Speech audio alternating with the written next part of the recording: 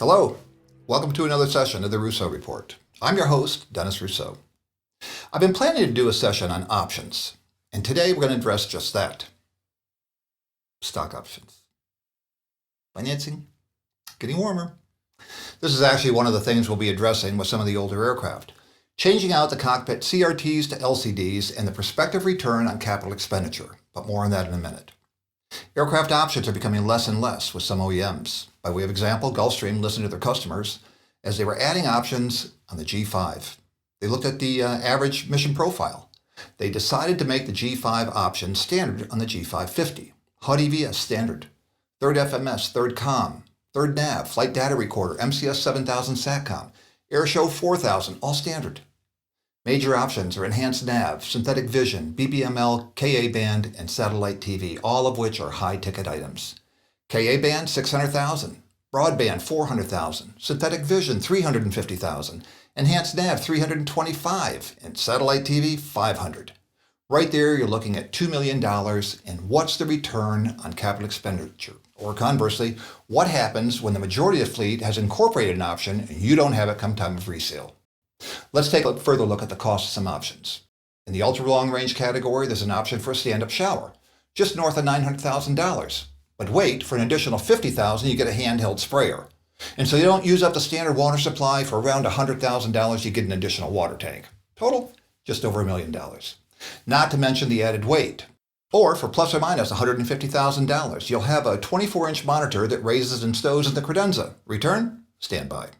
Options also stretch into the passenger cabin. With this super mid-size large cabin aircraft, the standard layout on the left consists of a Club 4 in the forward cabin, Club 4 aft. You can swap the aft club for a conference group, no charge. Add 2 singles in place of the credenza, add $100,000, and about 150 pounds. What most don't take into consideration is the fact when you install 6 seats, they need to be narrower, so you go from a 20-inch width to 18. Big deal? Depends on how big your passengers are. As we turn to the medium jet segment, it seems everything is an option. Microwave, $24,000. Coffee maker. And just to be clear, we're making black coffee, and it doesn't come with a barista. $15,000 a wet galley for $130,000, which replaces the refreshment center or closet and adds 110 pounds. Why do I bring up weight? Because there are some aircraft in this class whose performance is dictated by a bare aircraft, meaning 0 options. And then there's the disclaimer, options can affect aircraft performance. Look at the total weight of these few items. 430 pounds, that's 2 passengers. I hear owners in this category lament all the time. Well, the salesman said. So what is the return on capital expenditure for these high-ticket items? Let's look at history for an answer and go back to 2021. If we look at the G650, all things being equal, engines are enrolled on corporate care. They all have forward galleys and dedicated crew rest areas. Did the aircraft with Ka-band sell for more than those that did not? No. It actually sold for $2 million less. Let's look at 550s, where there were 50 pre-owned sales in 2021. Once again, all things being equal, did the aircraft with Ka-band sell for more? No. Once again, it sold for less. Although only 7% of the Challenger 605 fleet of 288 aircraft have HUD EVS, keep in mind this costs $1 million when new. What's your return on capital expenditure? We had to go back to 2018 to find same year model aircraft with engine programs, an 11-passenger interior, and so forth. Once again, all things being equal, there was a mere $100,000 difference between the 2 aircraft. Now let's revisit the shower scenario where we spent $1,047,000. Keeping in mind, there are 619 550s in service, 2 have a shower. Of the 514 650s, 1 has a shower. Of the 327 Global 6000s, 3. 1 7X. Which begs the question, why? First off, water and airplanes are not compatible. Boats and water are compatible. When you start adding additional water supplies to an aircraft, there's the weight issue. You're taking up valuable space. Then we have corrosion, and the average stage length for all these aircraft is, get this, 2.7 hours. I don't even think you have time to take a shower.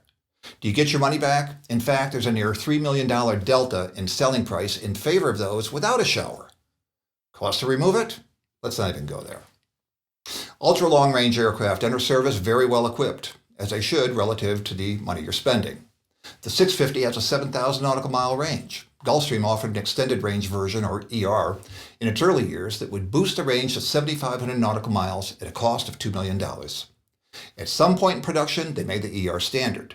Now, for the early aircraft that don't have the ER, one would think you're going to take a $1 to $2 million hit come time of resale. Quite the contrary. Again, all things being equal, and the fact the average stage length is 2.9 hours, does it make financial or operational sense? Let's speak to modifications and upgrades. Airspace modernization is a huge reason a current generation flight deck is becoming a necessity. Governing bodies such as FAA, EASA, are introducing new technologies such as performance-based navigation, area navigation, and ADS-B to increase global airspace efficiencies and accessibility. You've heard me speak to technological obsolescence in past sessions. Well, in 2020, Collins announced the end of manufacturing, service, and repair for the ProLine 4 Avionics. As of December 23, they will completely step away and will no longer service or repair. In other words, you're on your own. Although this is the announcement to 604 owners, ProLine 4 is also installed on the Falcon 2000, 50EX, G200, and Lear 60. Over 1,200 business jets.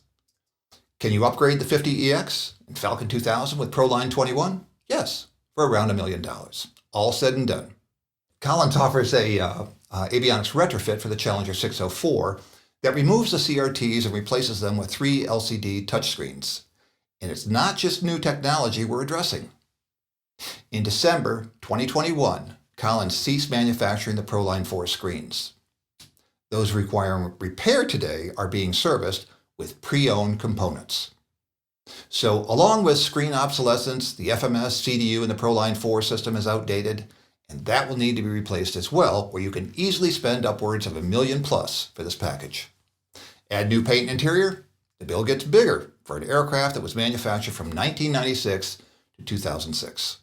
What's the value after all this? Let's go back to normal markets in 2020 and look at the comps. You be the judge.